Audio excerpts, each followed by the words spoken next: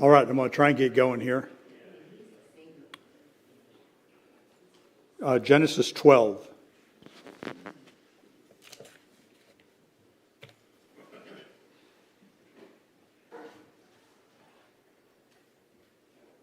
Genesis 12 is where we will be.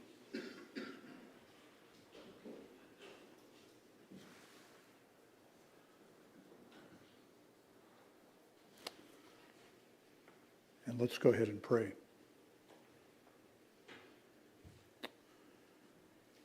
Father, thank you for your faithfulness, for who you are, for your commitment to your word, that we, your people, may have great confidence in all that you promise. And we have this confidence because of who you are,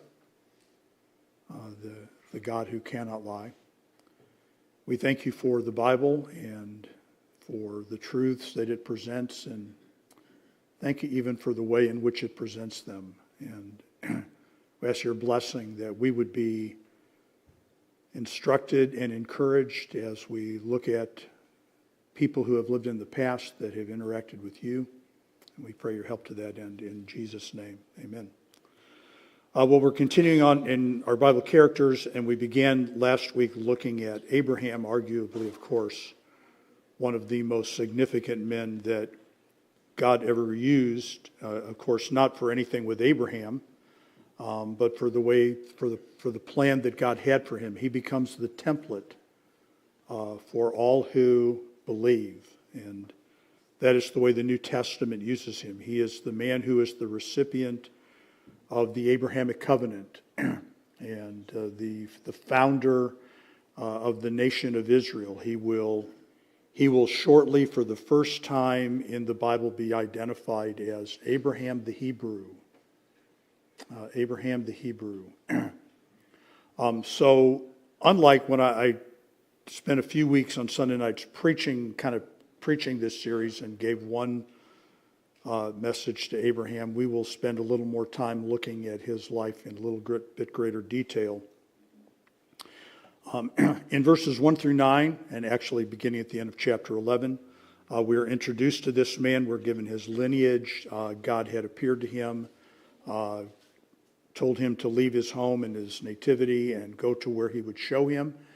And Abraham, of course, does this in great faith. And so if you read verse, for instance, Genesis 12:9, Abraham journeyed going on still toward the south. He is heading into this promised land.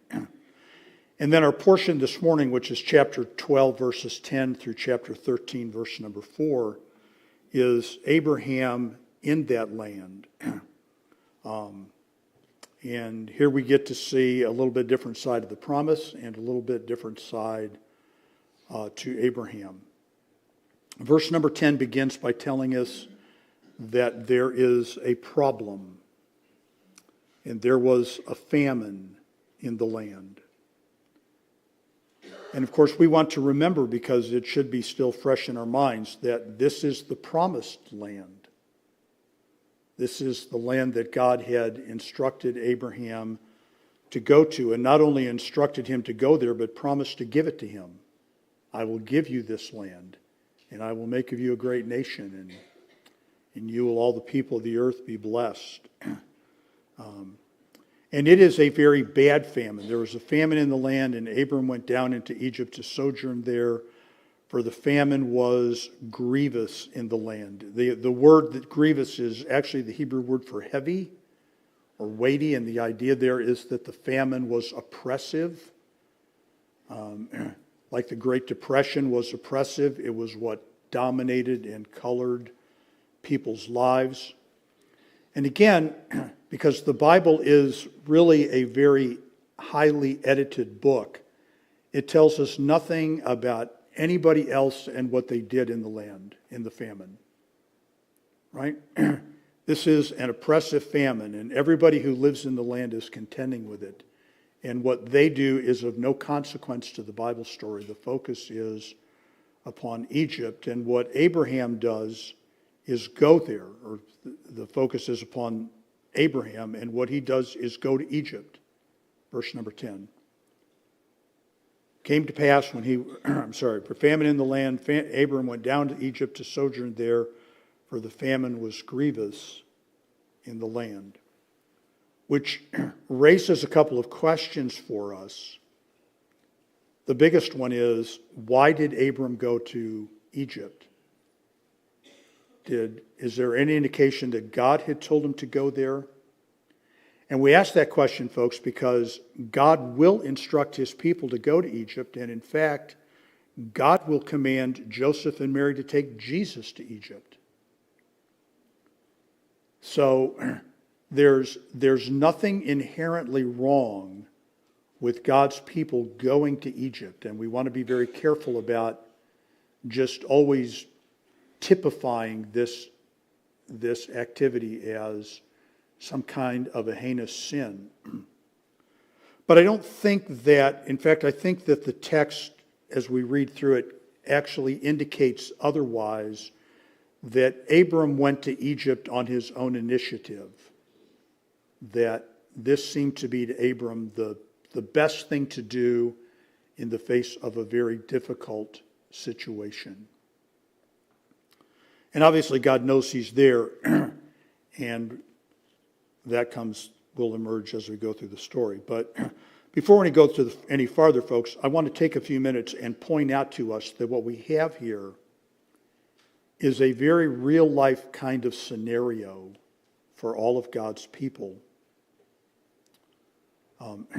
God said to Abraham, "Go to the land, and I'm going to give you this land."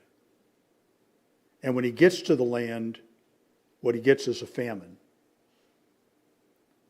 That the promises of God oftentimes lead us into what we would call problems. And much later in Jewish history, as they are on the brink of going to the land, in the book of Numbers, the spies will be sent and they will go, well, we should go to the land, except the problems in the land are insurmountable, and it would be better if we didn't. But even more critically, more significantly, let me ask you, if you would, to turn for a minute to the New Testament, to the book of Mark, chapter number 1.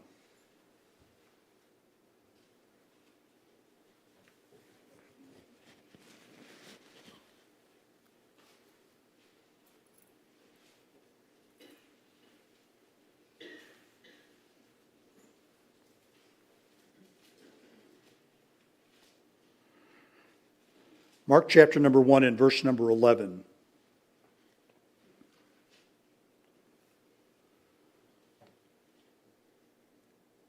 And there came a voice from heaven saying, "Thou art my beloved Son, in whom I am well pleased." And immediately the Spirit driveth him into the wilderness. And he was there 40 days, tempted of Satan, and was with the wild beasts, and the angels ministered unto him.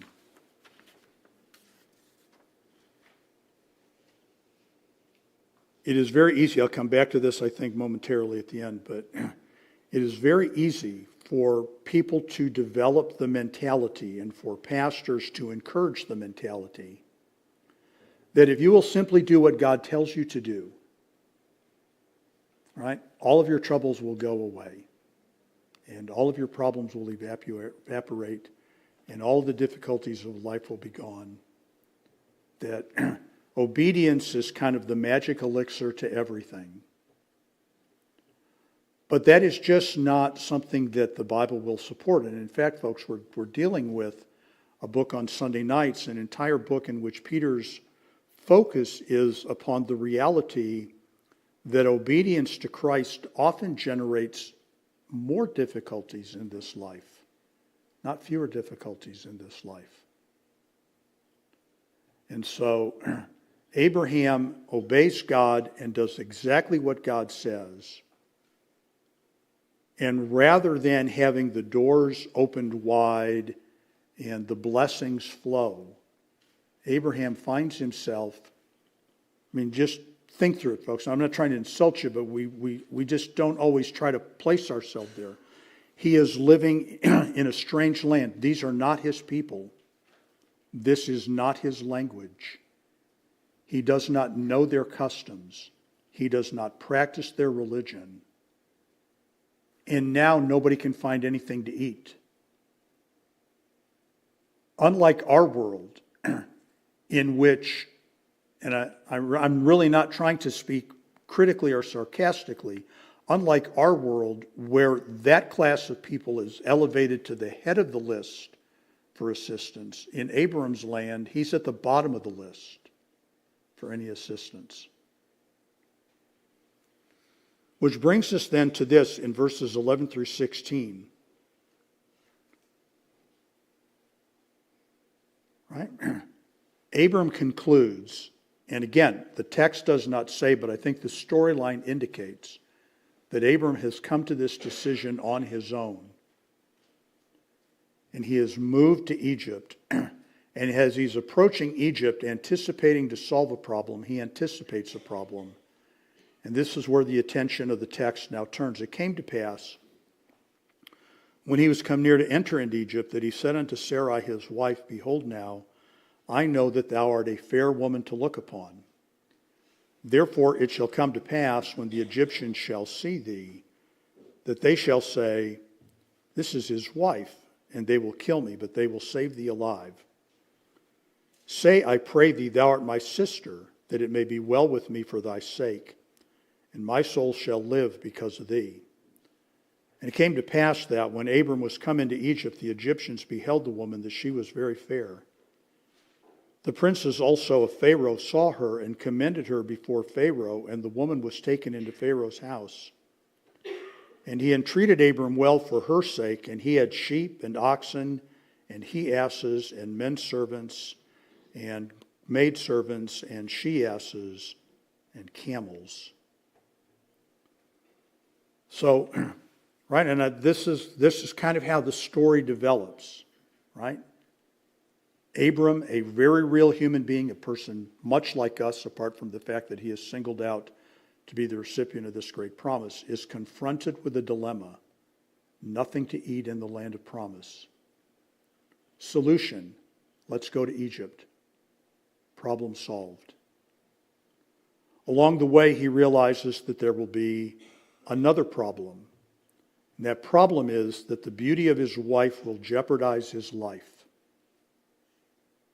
And so his solution is, tell them you are my sister. Now we will learn later in the text that Sarah is actually his half-sister, it appears. And so they do share something that in our world would be completely illegal. They do share some blood connection. But Sarah has, from the very beginning of the Bible story, been introduced to us and treated as Abram's wife. And that is the way that everybody thinks of her, including Abram and Sarai.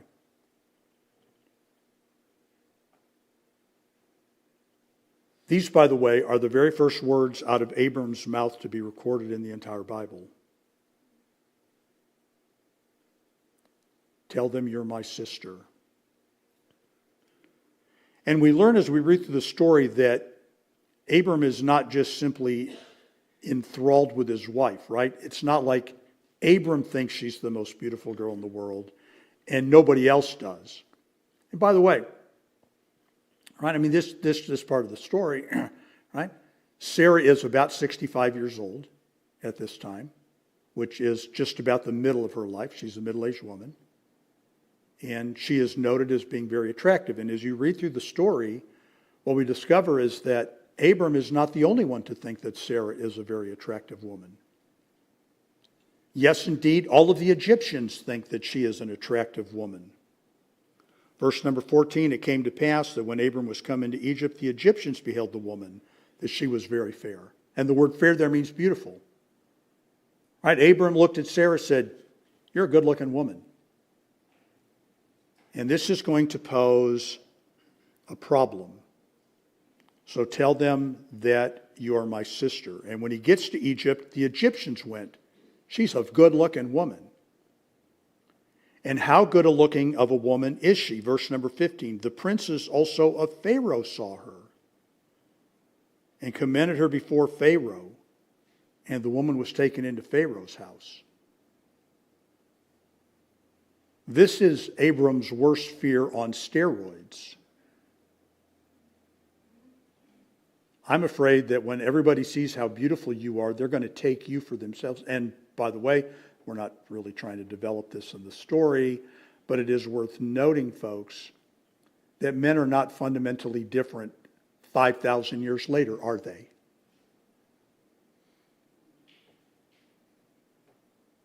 Whether it be flattering to women or unflattering to women, or flattering to men or unflattering to men, men are incredibly driven by attractive women. And so the whole story revolves around, well, really not the whole story, but much of the story revolves around the fact that Abram's trying to figure out to do with the fact that he is married to a beautiful woman that other people are going to want.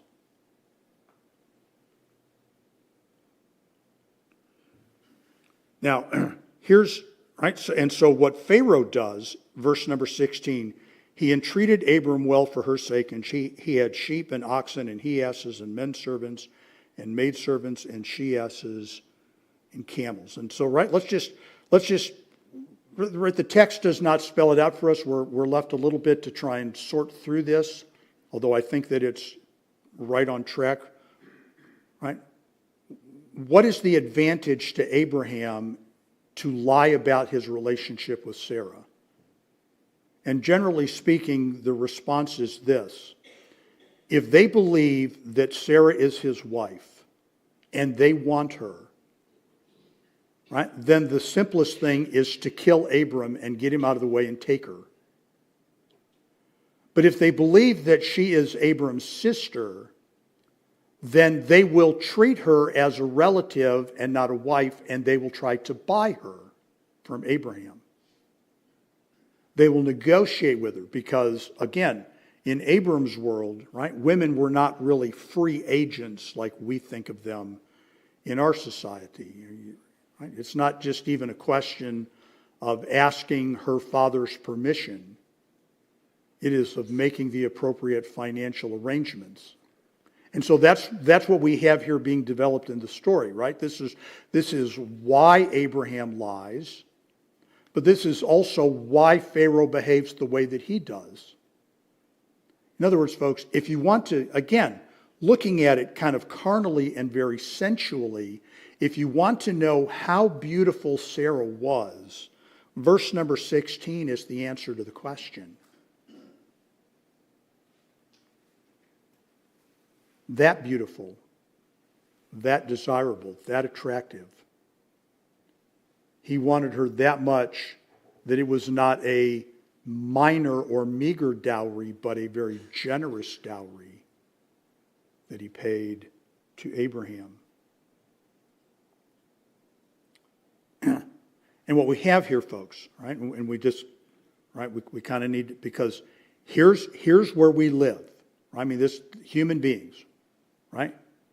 We have in one hand a promise of God, and we have in another hand a very real problem. And we look at the problem and we go, this problem has got to be fixed.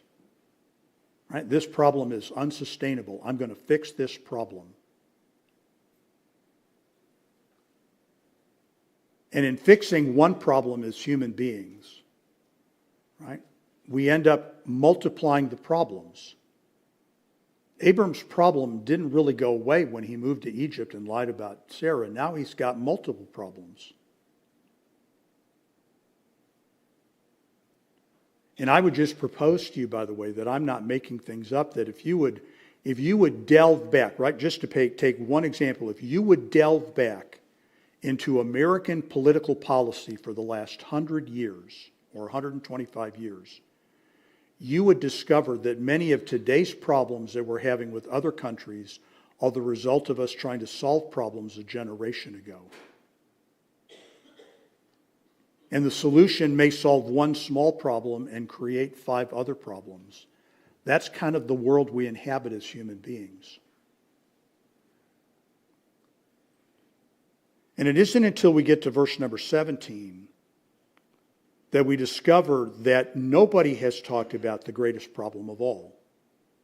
Right? Two problems have been identified, and they're real problems. Problem number one, there isn't anything to eat in the land of promise. And problem number two is that Abraham's life is in jeopardy because of the appeal of his wife. And he addresses both of those issues. And I'm not trying to beat up on Abraham, but this is what he's doing. And at this point in time, folks, the only words that Abraham has ever spoken are to his wife. And the only thing that we have recorded from him in Scripture, I mean, he's obviously in some relationship with God. He has built altars to him. He has been obedient to him. But there is no recorded exchange or interaction between God and Abraham over the handling of this problem. What should I do about the lack of food? Or what should I do if I should go to Egypt? What are we going to do about my wife? Abram appears again on his own initiative to address and come up with his solutions to the problem. And then the story takes another twist in verse number 17. And the Lord plagued, and here is not the first time we encounter the Lord in Abram's life, but the first time we encounter the Lord in Abram's present quandary. And the Lord plagued Pharaoh and his house with great plagues because of Sarai, Abram's wife. And Pharaoh called Abram and said, What is this that thou hast done unto me? And why didst thou not tell me that she was thy wife? Why sayest thou, She is my sister? So I might have taken her to me to wife. Now therefore, behold thy wife, take her and go thy way. And Pharaoh commanded his men concerning him, and they sent him away and his wife and all that they had. So again, our story is moving along problem and solution. Problem and solution. And now there is a plague. And the Lord plagued Pharaoh. And I don't know if you have a note in your Bible, if you have the kind of study Bible that put a note in there. I just thought, I don't even know why, because it's not even a song that crosses my radar very often. But the word is touched. Touched. I doubt when Bill Gaither wrote the song, He Touched Me, that this was the touch he had in mind. The Lord touched him and plagued him. And it is evident, I think, folks, again, another thing implied in the text but not stated in the text, is that Abraham must have had some kind of a conversation with Pharaoh about Jehovah, because Pharaoh doesn't say to his men, as we see leaders do periodically, like Nebuchadnezzar and a much later Pharaoh, Pharaoh doesn't say to his men, find out why we're being plagued. He makes a beeline to Abraham and says, what in the world have you done to me? What have you done to me? And it, of course, is entirely possible that Sarah is the only woman in this situation at this moment, and so it's obvious to him. So I'm not trying to invent Bible there, but right? Pharaoh knows that this is tied to Abraham. What have you done? And I hope, folks, that we understand that what we have here in this plaguing is the revelation of the greatest problem of all in the story. The greatest problem is not Abram's hunger, although it's the big problem to Abraham. And the big problem is not Sarah's beauty, although again, it's the big problem to Abraham. It's the problem that he addresses. The big problem in the story, folks, is God's program. Is God's program. Go back to Genesis chapter 12. Now the Lord had said unto Abram, Get thee out of thy country, and from thy kindred, and from thy father's house, unto a land that I will show thee. And I will make of thee a great nation, and I will bless thee, and make thy name great. And thou shalt be a blessing, and I will bless them that bless thee, and curse him that curseth thee. And in thee shall all the families of the earth be blessed. Now that promise, that covenant is repeated in full or in part or with expansion in Genesis 13, 15, and 17. It is specifically tied to Sarah, the barren wife. Again, Abram is looking, as it is so easy for us to do, at one level. I got a job problem. I got an income problem. I got a feeding my family problem. And it's a real problem. And I got a problem over here, however we want to identify that problem. My wife is an attractive woman. They will think nothing of killing the foreigner and taking his wife. They will think nothing of it. I got to fix that problem. But what Abraham did in his actions was call the promise of God into peril. What would have happened, folks? What would have happened if Pharaoh had married Sarai? Then the whole promise of God would have come undone. That was the real problem. That was the real problem that is being addressed in the story. That is why God plagues Pharaoh. You can't have this man's wife. I have plans for this man's wife. And so there is, again, the explanation, verse 18, Pharaoh calls Abram, says, "What did you do to me? Why didn't you tell me?" Verse number 20, Pharaoh commands his men concerning him. They sent him away, his wife and all that he had. Pharaoh called ice. Ice came and escorted Abram from the land, deported in humiliation. Deported in humiliation. And that brings us then to the final section of the story. Chapter 13, verses 1 through 4. The restoration. The restoration. And Abram went up out of Egypt, he and his wife and all that he had, and Lot with him, into the south. And Abram was very rich in cattle and silver and in gold. And he went on his journeys from the south even to Bethel, unto the place where his tent had been at the beginning, between Bethel and Ai, and the place of the altar which he had made there at the first. And there Abram called on the name of the Lord. This part of the story, folks, Genesis 13, 1 through 4, brings us back full circle. This is the very best possible conclusion and outcome to this, right? And again, let's give Abraham every imaginable benefit of the doubt. He is the babiest of baby Christians, right? He is the least experienced in understanding the ways of Jehovah. Right? I mean, let's just give him every grace that we can give him. Right? The text still is identifying a man who is making decisions on his own initiative without consideration for bringing the larger part of God's plan into focus. And God graciously, supernaturally, almost silently intervenes in his life. Again, there's no record that Abram said to God, "I've made a mess and you got to fix it," or "This is a mess. Do you have a suggestion?" And so we come full circle. Genesis chapter 12 and verse number 9. Abram journeyed, going on still toward the south. Chapter 13,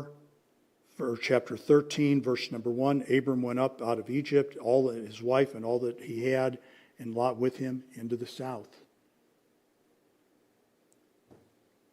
Right? A genuinely true back to Bethel kind of moment.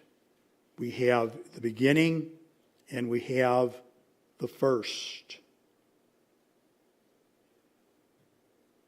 Chapter 13, 3 and 4.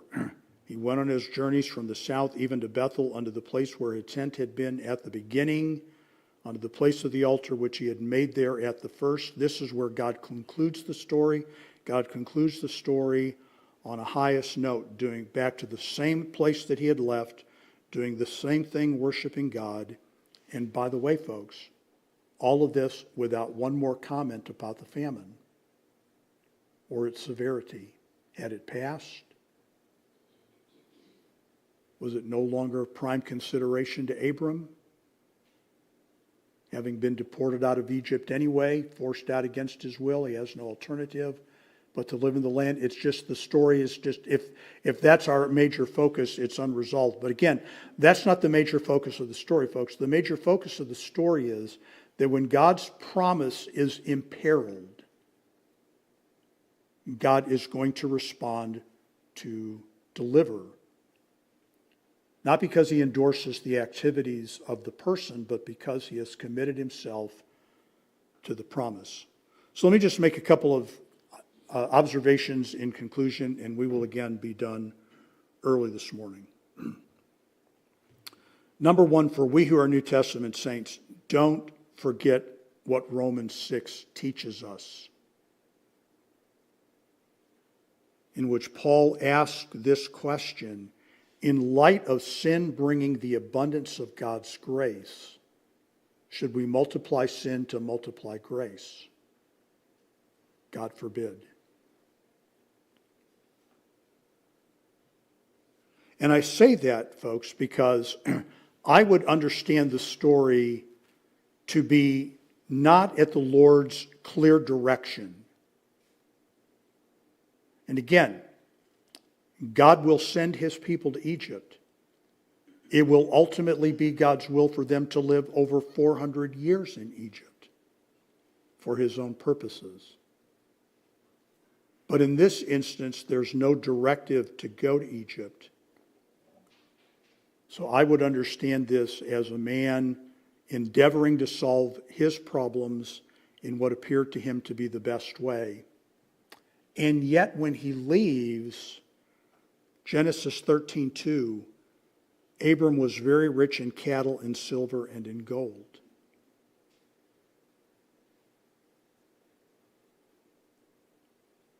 So we want to be very careful, or I want to be very careful as a pastor, commending the idea of making our decisions simply upon the basis of earthly interests. Because you could make the argument, hey, this turned out pretty good for Abram. Right? He went in with nothing and he came out with everything. And his fears didn't come to pass because Pharaoh didn't kill him. And so, right, this is good news for everybody. But there really are not very many people, I'm not a lone voice in this, there are not many trafficking in the text who are writing about it, who are writing it from a glowing standpoint as a good decision on Abram's part. On the other hand, this is not the last time that God enriches Israel at Egypt's expense, Exodus 12:36. When after 400 years under Moses the people leave Egypt, they plunder them on the way out, and the Egyptians are so happy to see them. Can you imagine, folks? Can you imagine having a household guest who is so miserable to have in your house that you would part with all of your money to see them leave? That's how unwelcome the Egyptians were by the time you get to Exodus chapter 12. That when the Israelis said, can we have some stuff before we go? The Egyptians said, take what you want.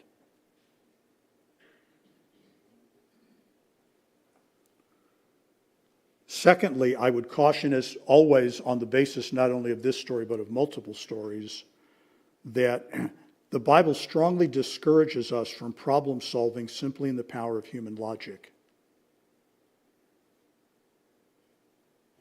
mean, what else is a passage like Proverbs 3 addressing? Lean on the Lord. Don't trust yourself. In all thy ways acknowledge him, and he shall direct thy paths.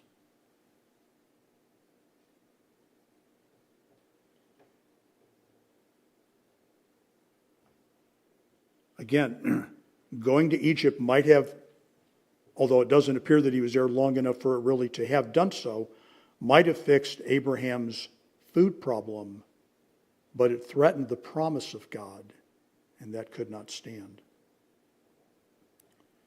Thirdly, remember that while we do tend to focus on earthly issues and problems, and we do, folks, and Jesus addresses this, right? Take no thought. What does our Master say? Take no thought for things like, what shall we wear, or what shall we eat? And yet those are the very kinds of things that consume us. Where we live. What kind of house will we have? What is the weather like? How much money can we earn? These are the things that consume people. God's focus is always upon his covenant and the obligations of it, and we are covenant people.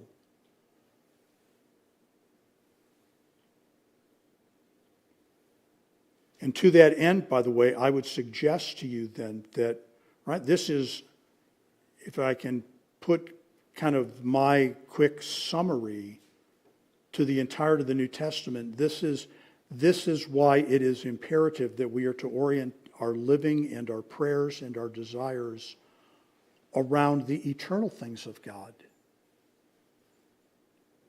Or as Jesus said, seek ye first the kingdom of God and his righteousness, and all these things will be added unto you.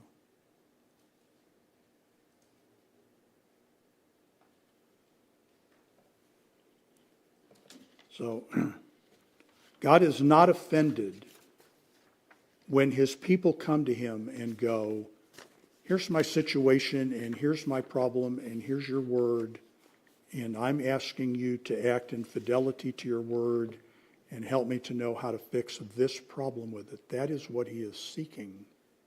So, all right, that's what I have this morning. Do you have questions, comments, criticisms, observations? Brother Lottie.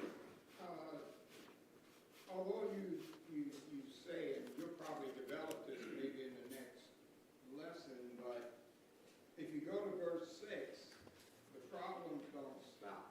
Nope. Because now he's got and coming from an agricultural background, now you have a grazing problem. You got too many. Yep, that's seriously, that's where we will be next week. Yeah, okay. Right? That's where we will go next week is. Right? The problems just keep on coming, right? Man is born unto trouble as the sparks fly upward, and we are always trying to figure out how to get out of trouble. I am anyway. Dave? So you said that, Abraham's worst nightmare was that, that Sarah was taken by Pharaoh. To me, it's... No, his worst nightmare was that he would die at the hand of the Egyptians. But, to me it sounds like Abraham didn't have any food, and he devised a plan to exchange his wife's beauty to enrich himself. And the reason why I say that is because he accepted all these gifts on behalf of his wife. Well, and that's an interesting thought. But I guess I would argue on the basis of the text that whether or not Abram's activity is to be commended is determined by God's reaction to it, not our interpretation of it. In other words, if that was the right way to go, why plague Pharaoh? Why punish Pharaoh for this? Why not point out to us that, right? Jesus said the children of this children of this world are wiser in their generation than the children of light. So, right? It's entirely possible that, not that Abram is a child of this world, because theologically, he is not a child of this world. But he's not commended for being shrewd, right? And really, in some ways, part of the perplexity of the text, God never says one word to Abram. In the text. And there is not one exchange between God and Abraham. There's not God saying, Abraham saying, this is what I'm going to do. Lord, what do you think? And there's not one God going, do something different. Although Genesis is filled with those kinds of instances, right? God will command Isaac. God will talk to Joseph, right? These men will interact with God. There's none of that in the text. But if that had been the desired goal this is part of the problem, Dave. Right? Right? What's the great quandary of pragmatism?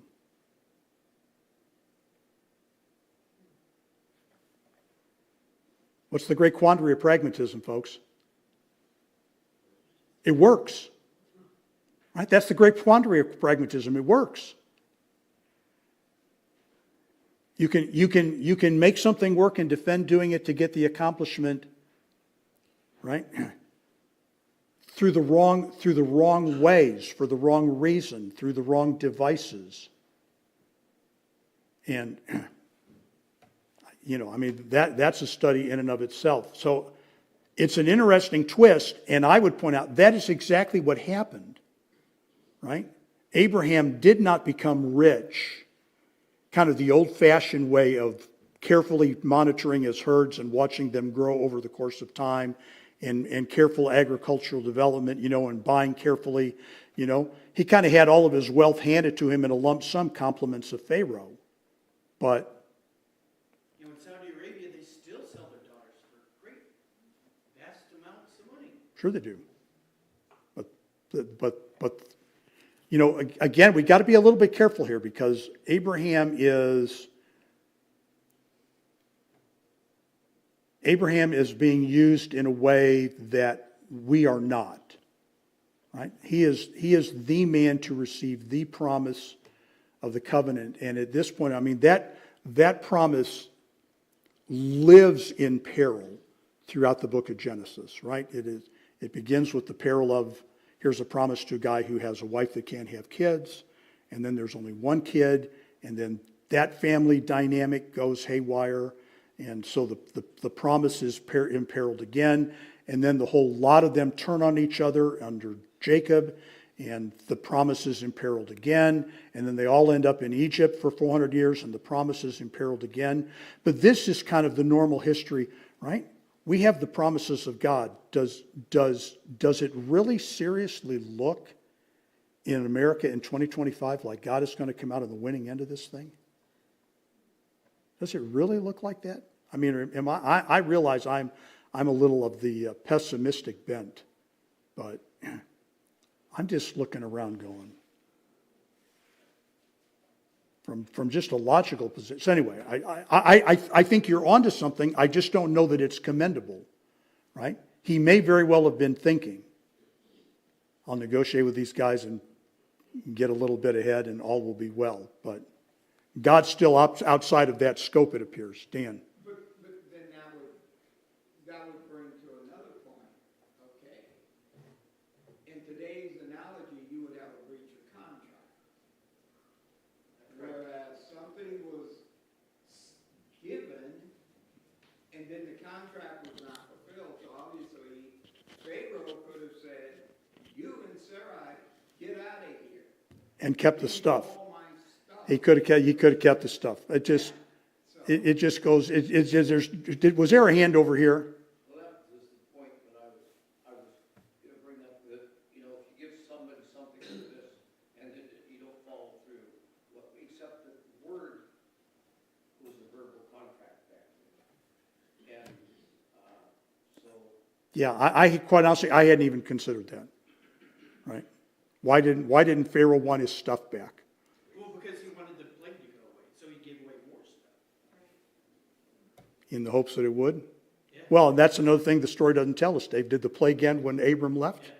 I'm going to guess that it did, but he's still Pharaoh the unbeliever. He's got worse fate coming. Okay, now we got to stop. Now we got to stop. Seriously, thanks for your conversation.